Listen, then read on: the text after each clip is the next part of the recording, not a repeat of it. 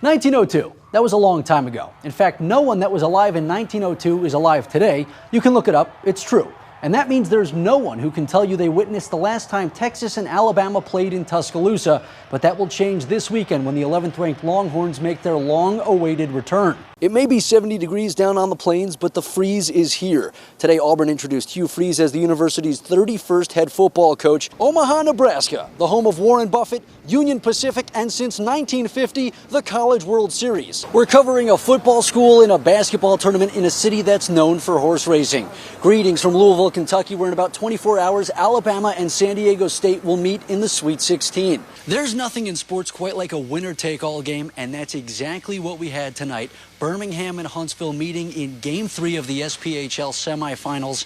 Now, one team's season is over, and the other one is playing for the President's Cup. After a two-day affair broken up by thunder and lightning, the Auburn Tigers will have to update that wall behind me as they head to their fourth Super Regional after defeating UCLA 11-4 in a game that took just under 20 hours to complete. It's not where you start, it's where you finish. Just ask Ryan Terry.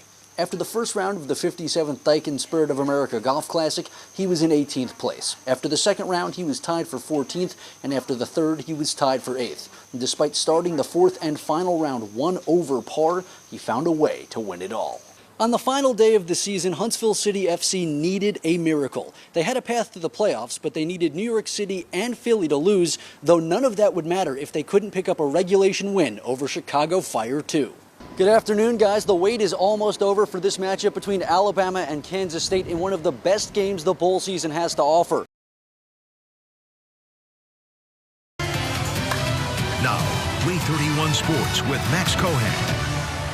After a rough start to their inaugural season, things have started to take a turn for Huntsville City FC. A team that was sitting near the bottom of the pack for much of the season has finally started to gel, and now with a path to the playoffs, head coach Jack Collison and company hope to start a winning streak and inch even closer to that final playoff spot.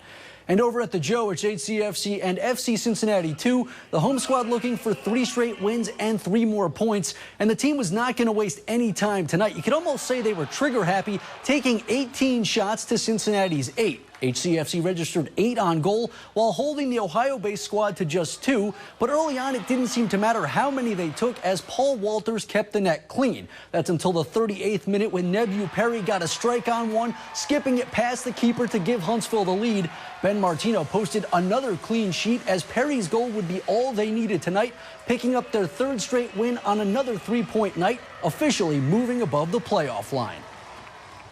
Winning 3 games in a row is not an easy thing to do. Down I-65 in the Magic City, it's the Trash Pandas looking to wrap up their series with the Barons and hoping to come away with their 6th win of the week.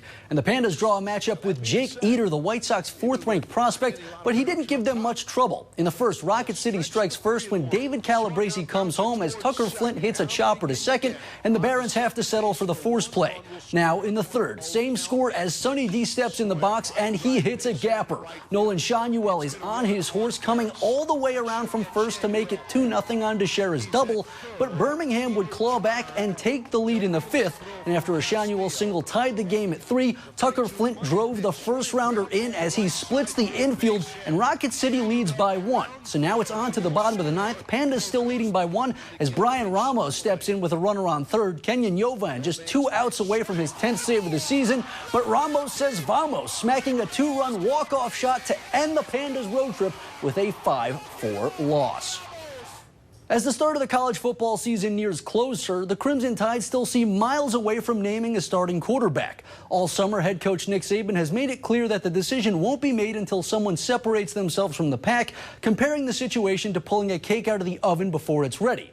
Well, today, Coach Saban made it clear that even when a starter is ultimately named, the competition won't be over, and he expects everyone to be ready to step in at any moment. Fall camp is not the beginning of the end.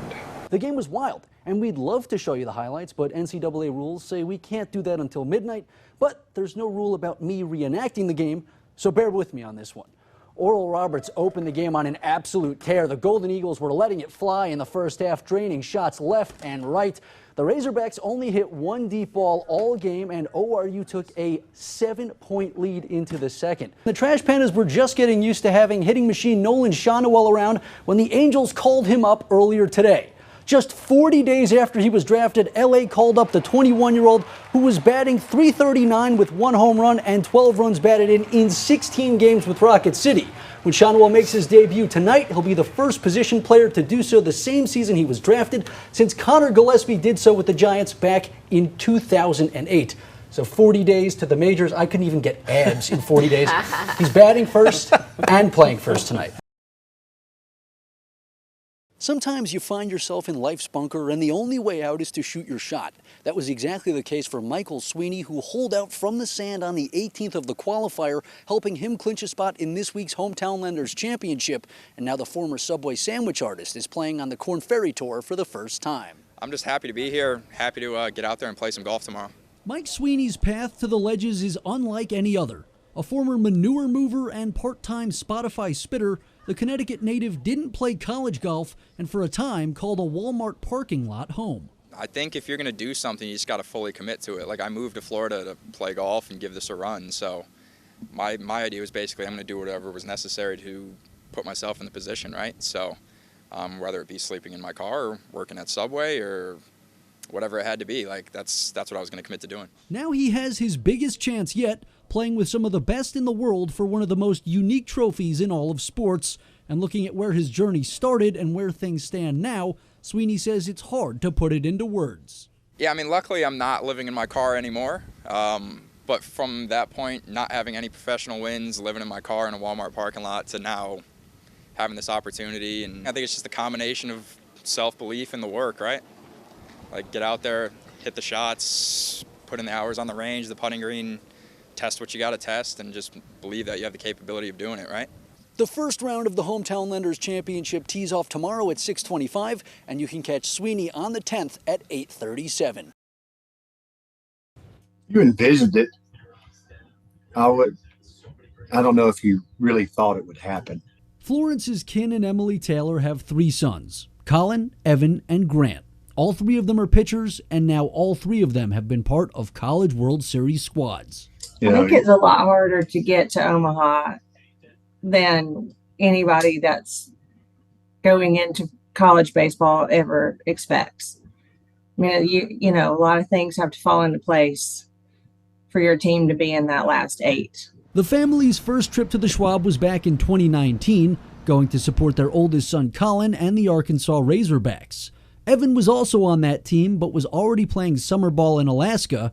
He got his chance last year, pitching several innings in 3 games against Ole Miss. Arkansas gave the boys their World Series jerseys, so of course we had them framed, and at home in our basement we've got Colin's framed, then Evan's framed, and there's a spot for Grant, and so you're hoping the whole time that, you know, you don't want one to not get to go when the other 2 have had this awesome experience.